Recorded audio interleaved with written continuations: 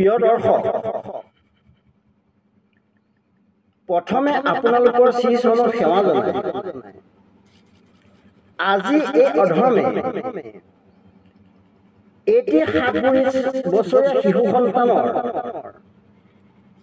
ঈশ্বৰ ভক্তি চমৎকাৰ আৰু 4টি বালিঘৰ তাৎপৰ্য এটি কাহিনীৰ জৰিয়তে ক'বৰ বাবে আগবাঢ়িছে। কাহিনী ভাগ হ'ল, এখন ৰাজ্যত এজন ৰজাই ৰাজত্ব কৰিছিল। ৰজাজন বহুত জ্ঞানী, ধৰ্মপৰায়ণ আছিল। ৰাজ্যৰ সকলো প্ৰজাকে তেওঁ সমদৃষ্টিৰে চাইছিল। প্ৰজাসকলেও তেওঁক ভগৱানৰ ঠাইত ৰাখিছিল। দুখৰ বিষয় এই যে ৰজাৰ কোনো সতি সন্তান নাছিল। ৰজাৰ সন্তান পাবৰ কাৰণে ভগৱানৰ অৰ্থে বহুত পূজা পাতল কৰিছিল, কিন্তু সুফল নাপালে যদিও ভগৱানক অৱহেলা কৰা নাছিল। ৰজাই গুৰু সেৱা কৰিহে সিংহাসনত বহে। এদিন ৰজাই মৃগয়ালৈ যাওঁতে অৰণ্যৰ মাজত এজন তান্ত্ৰিকক লগ পালে। তান্ত্ৰিকৰ ওচৰত কিছু লোকে পৰামৰ্শ বিচাৰি আবেদন কৰিছিল। তেতিয়া ৰজাই মনতে ভাবিলে, ময়ো সন্তানৰ কাৰণে আবেদন আগবঢ়াম নেকি। ভাবি গুণি চাই তান্ত্ৰিকক ৰজাই সকলো কথা অৱগত কৰিলে। তেতিয়া তান্ত্ৰিকে ক'লে, মহাৰাজ চিন্তা নকৰিব, আপোনাৰ পত্নীৰ গৰ্ভত সন্তান স্থিতি হ'ব, কিন্তু আপুনি এটা কাম কৰিব লাগিব। ৰজাই কি কাম বুলি সোধাত ক'লে, আপুনি এটি শিশু সন্তান বলি দিব লাগিব। বলি দিয়াৰ লগে লগে আপোনাৰ পত্নীৰ গৰ্ভত সন্তান স্থিতি হ'ব। ৰজা যিহেতুকে ধৰ্মপৰায়ণ, তেতিয়া ৰজাই ক'লে, সেইটো সম্ভৱপৰ নহয়, কাৰণ এটি সন্তান বলি দি মোক সন্তান নালাগে। এই বুলি কৈ ৰজাই তান্ত্ৰিকৰ পৰা বিদায় ল'লে। ৰজাই ৰাতি পত্নীৰ আগত সকলো কথা অৱগত কৰিলে। কথাষাৰ শুনি পত্নীৰ মনত আনন্দ বিৰাজ কৰিলে। তেতিয়া পত্নীয়ে ক'লে, স্বামী, আপোনাৰ প্ৰজাই ভগৱানৰ দৰে জ্ঞান কৰে। আপুনি ৰাজ্যত ঢোল পিটি শুনাই দিয়ক, যিয়ে এটি শিশু সন্তান বলিৰ বাবে ৰজাক দিব, তাৰ বিনিময়ত 14 পুৰুষলৈকে খাব পৰাকৈ ধন দৌলত অচব্য ভূমিটোৱে দান কৰিব। ৰজাই প্ৰথমতে পত্নীৰ প্ৰস্তাৱত সন্মত প্ৰকাশ কৰা নাছিল, কাৰণ বলি দি মোক সন্তান নালাগে। পত্নী মনৰ আনন্দ হাঁহি নাইকিয়া হৈ ৰজাই গোটেই ৰাতি ভগৱানকে প্ৰাৰ্থনা কৰি থাকিল।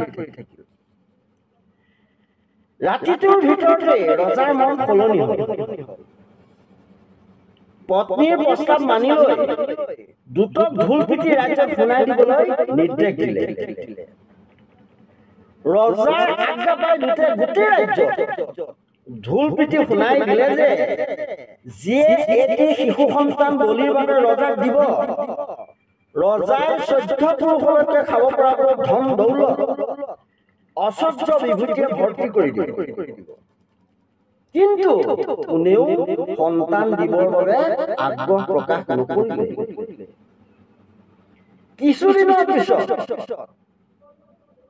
এজন বৰ দুৰ্দশাগ্ৰস্ত এটি দুখীয়া পৰিয়ালৰ মুৰব্বীৰ কাণত পৰিল ৰজাই দিয়া প্ৰস্তাৱ। তেওঁ মনতে ভাবিলে, মোৰতো 7টি সন্তান, যদি তাৰে এটি বলিশাললৈ পঠাই দিওঁ, মইচোন বহুত ধনী হৈ যাম। তেওঁ 7টি সন্তানৰ ভিতৰত কনিষ্ঠ সন্তানটি বহুত জ্ঞানী গুণী ধৰ্মপৰায়ণ আছিল।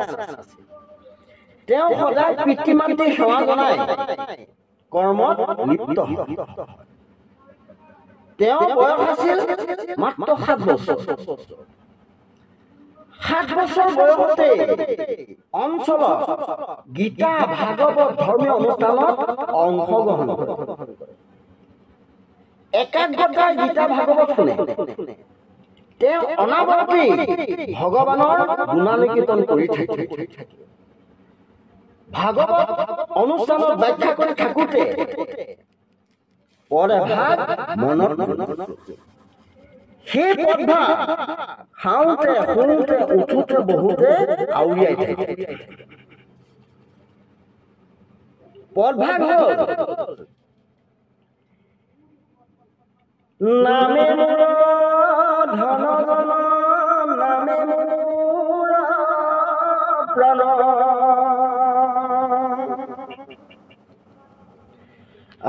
নামিনে সংসাৰত নাহি নাহি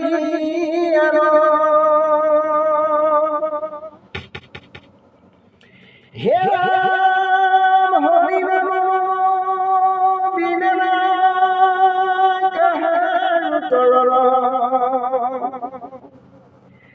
ৰাম ৰাম বুলি কৰা বৈকুণ্ঠ গমন ৰাম ৰাম বুলি কৰা বৈকুণ্ঠ গমন। ককাই কিজনে তাক পাগল বুলি গণ্য কৰে।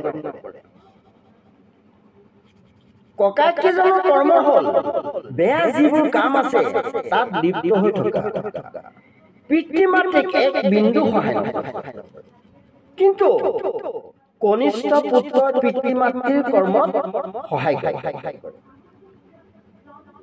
পিতৃয়ে পুত্ৰক সেই কথাষাৰ ক'ব কেনেকে? মনত সাৰ বান্ধি সাতুতি পুত্ৰক বহুৱাই ক'লে, বোপাহঁত মই বুঢ়া হৈ আহিছো, তোমালোক ডাঙৰ হ'লা, কিন্তু শৰীৰটিৰ বাদে তোমালোকে মোক একো সহায় নকৰা। এই বয়সত হাজিৰা কৰি কিমান খুৱাই থাকিম? গতিকে এটা কথা ভাবিছো, কথাটো হ'ল আমাৰ ৰাজ্যৰ ৰজাই এটি বাৰ্তা প্ৰেৰণ কৰিছে। বাৰ্তাটি হ'ল ৰজাক বলিৰ বাবে এটি সন্তান লাগে। সন্তানটি দিলে 14 পুৰুষলৈকে খাব পৰাকৈ ধন দৌলত ঐশ্বৰ্য বিভূতিয়ে ভৰপূৰ কৰি দিব। গতিকে মই ভাবিছো তোমালোকৰ ভিতৰতে কোন বলিৰ বাবে যাব পাৰিবা মোক কোৱা। পিতৃৰ কথা শুনি একেমুখে ডাঙৰ ছজনে ক'লে, অসম্ভৱ, জানি বুজি কোন মৃত্যু মুখলৈ আগবাঢ়ি যাব।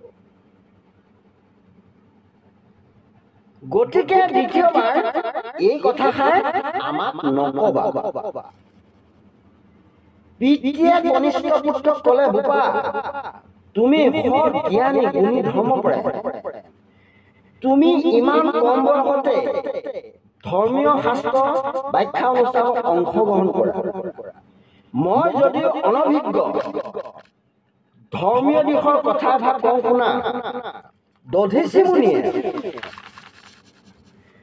স্বৰ্গৰজা ইন্দ্ৰৰ বাক্য ৰক্ষা কৰি বৃত্তাসুৰক বধ কৰিবৰ বাবে নিজৰ জীৱন দান দিছিল। ৰামে পিতৃবাক্য পালন কৰি 14 বছৰ বনবাসলৈ গমন কৰিছিল। যমদগ্নিৰ পুত্ৰ পৰশুৰামে পিতৃবাক্য পালন কৰি মাতৃ ৰেণুকাক বধ কৰিছিল। এতিয়া তুমি কি উত্তৰ দিবা? তেতিয়া কনিষ্ঠ পুত্ৰ ক'লে, পিতৃ মাতৃ দেৱ হ'ব, গতিকে আপুনি আদেশ কৰক, মই আপোনাৰ আদেশ পালন কৰিম। কনিষ্ঠ পুত্ৰৰ কথা শুনি সেই বাৰ্তা ৰজালৈ প্ৰেৰণ কৰিলে। ৰজাই গম পোৱা মাত্ৰকে দুৰ্দশাগ্ৰস্ত পৰিয়ালৰ ওচৰত উপস্থিত হ'ল। আৰু 14 পুৰুষলৈকে খাব পৰাকৈ ধন দৌলত অস্ত্ৰ বিভূতি দি কনিষ্ঠ পুত্ৰক ৰজাই কিনি ল'লে। কনিষ্ঠ পুত্ৰই পিতৃ মাতৃ সেৱা জনাই বলিশাললৈ ৰজাৰ লগত গমন কৰিলে। বিদায় বেলিকা 7 বছৰীয়া সন্তানটিয়ে ভাবিছিল পিতৃ মাতৃয়ে ককাই ভাই অস্ত্ৰ বিভূতি ৰজাক ঘূৰাই দি মোক যাব নালাগে বুলি ক'ব নেকি? কিন্তু কোনেও বিদায় বেলিকা বাধা নিদিলে। ওলাই যোৱাৰ পথত ওচৰ চুবুৰীয়া বন্ধু বান্ধৱ মৃত্যু কুটুমেও যাব নালাগে বুলি ক'ব নেকি? কিন্তু কোনেও নকলে। কান্দি কান্দি কনিষ্ঠ পুত্ৰ বিদায় ল'লে বলিশাললৈ। ৰজাৰ তান্ত্ৰিকক মাতি পঠালে আৰু তান্ত্ৰিকে কটুৱাল লৈ ৰজাৰ ওচৰ পালে। ৰজাই সৰজু নদীৰ পাৰত বলিশাল পাতিবলৈ অনুমতি প্ৰদান কৰিলে। ৰজাৰ অনুমতি পাই সৰজু নদীৰ পাৰত বলিশাল পাতিলে। কটুৱালে চিকচিকীয়া দীঘল অস্ত্ৰ ধৰাবলৈ ধৰিলে যাতে একেবাৰতে মুণ্ড ছেদ হয়। 7 বছৰীয়া শিশুটিয়ে ৰজাৰ চৰণত সেৱা জনাই ক'লে, মহাৰাজ, বলিশালত নোযোৱাৰ আগতেই মোক আধা ঘণ্টা সময় দিয়ক। নদীৰ বাৰিচৰ এটি মৃত্যুৰ আগত কৰিবলগীয়া কৰ্ম আছে। ৰজাই ক'লে, বোপা, আধা ঘণ্টা নহয়, তোমাৰ যিমান সময় লাগে কৰ্মভাগ শেষ কৰা। ৰজাৰ অনুমতি পাই সৰজু নদীৰ পাৰৰ বালিচৰত এটি সুন্দৰকৈ বালিঘৰ সাজিলে। ইমান কষ্ট কৰি সজা ঘৰটি তৎক্ষণাত ভাঙি চুৰমাৰ কৰি পেলালে। দ্বিতীয়তে আকৌ এটি সুন্দৰকৈ বালিঘৰ সাজিলে। ইমান কষ্ট কৰি সজা ঘৰটিও তৎক্ষণাত ভাঙি চুৰমাৰ কৰিলে। তৃতীয়তে আকৌ এটি সুন্দৰকৈ ঘৰ সাজিলে। ইমান কষ্ট কৰি সজা ঘৰটিও তৎক্ষণাত ভাঙি চুৰমাৰ কৰি পেলালে। চতুৰ্থতে আকৌ এটি সুন্দৰকৈ বালিঘৰ সাজিলে আৰু সেই ঘৰটিত সেৱা জনাই এটি ঘোষা গাবলৈ ধৰিলে। 7 বছৰীয়া শিশুটিয়ে গোৱা ঘোষাভাগ হ'ল, কৃষ্ণ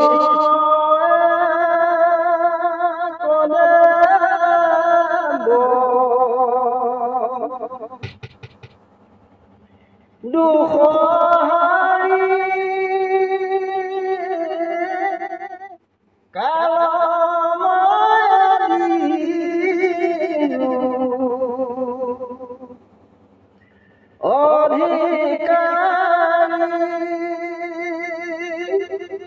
কৃষ্ণ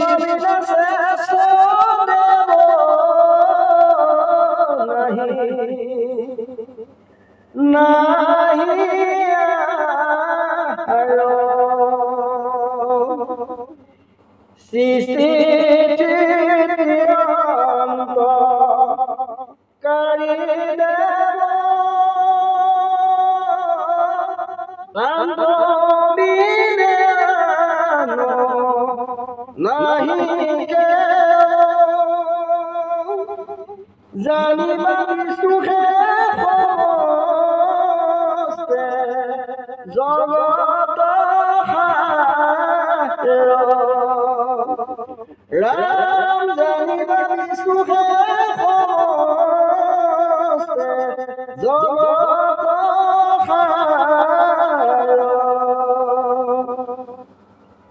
ঘোষাভাগ শেষ কৰি চতুৰ্থ ঘৰ ভাগ নভগ আহি ৰজাক আকৌ সেৱা জনাই হাঁহি হাঁহি বলিশাললৈ যাব ধৰোঁতে ৰজাই সুধিলে, তুমি বালিচৰত 4 ভাগ গৃহ নিৰ্মাণ কৰিলা, 3 ভাগ ভাঙি পেলালা, এভাগ নাভাগিলা, বেয়া নোপোৱা যদি 4টা বালিঘৰ তাৎপৰ্যৰ কথা ক'বা নেকি? মহাৰাজ, আপোনাৰ প্ৰশ্নৰ উত্তৰ নিশ্চয় দিম।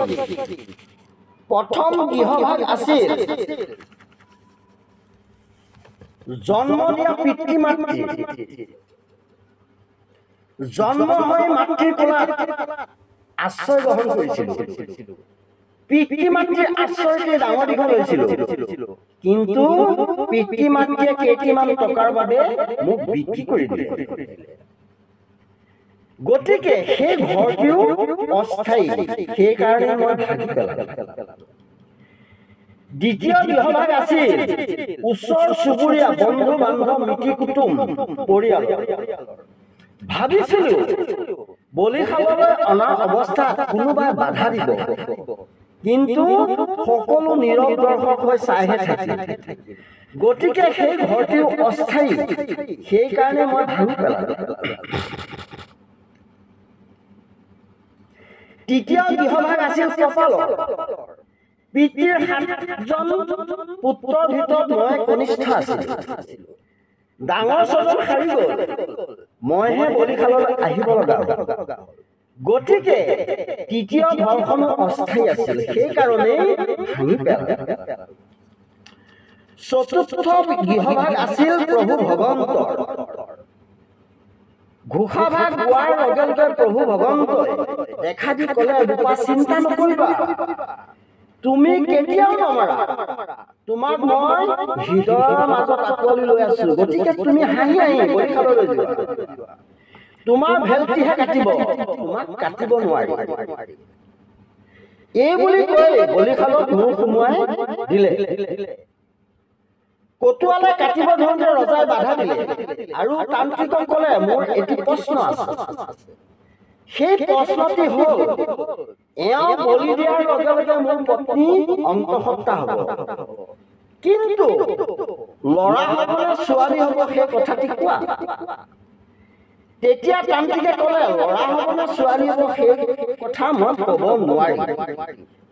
সেই উত্তৰত ৰজাৰ খং উঠি ক'লে, ল'ৰা হ'ব নে ছোৱালী হ'ব ক'ব নোৱাৰা যদি শিশুটিক বলি দিলে মোৰ পত্নী অন্তঃসত্ত্বা হ'ব, তাৰ কি গেৰেণ্টি আছে?